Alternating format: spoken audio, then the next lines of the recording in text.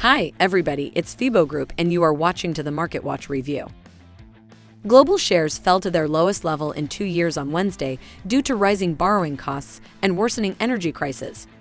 Investors fled for the safe haven dollars. The Stoxx 600 in Europe lost 1.8%.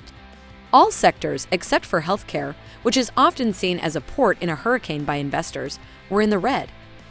Wall Street was set for a weak opening, with S&P 500 futures falling 1.1% and Nasdaq futures losing 1.5%.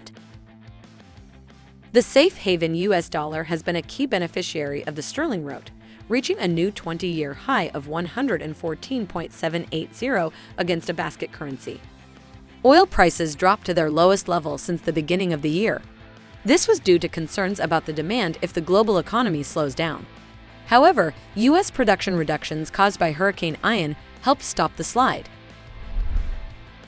Asian-Pacific market.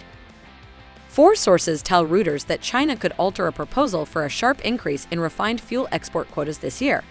They will do so as it weighs the economic benefits of higher exports against low domestic stock levels and operational challenges. The four sources who had direct knowledge of this matter, along with three others, said that the government was still looking into the matter. The resistance zone at the 145 level is being probed by the Japanese yen. Although the Australian dollar rose above the 0.6365 area, it is still within the local downtrend boundaries. Market of Europe. The International Monetary Fund and Moody's ratings agency have criticized Britain's economic strategy, which was announced Friday. This has caused a decline in the value of British assets.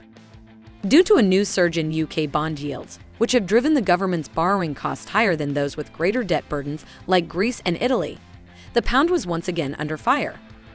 Sterling dropped 0.6% to $1.675. This was still higher than Monday's record low of $1.327, but it marked its largest monthly decline since June 2016 when the Brexit vote took place.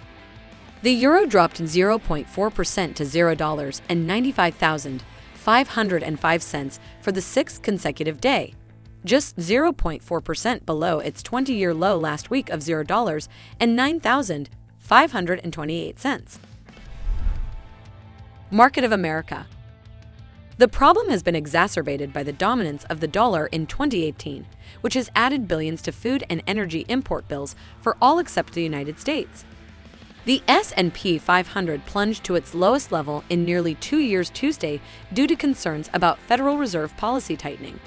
It traded below its June trough, leaving investors wondering how far stocks will fall before stabilizing. After reaching the new local high Wednesday, the greenback fell against the Canadian dollar. That's all for me. Closely monitor the news background and be prepared for all the surprises of the market.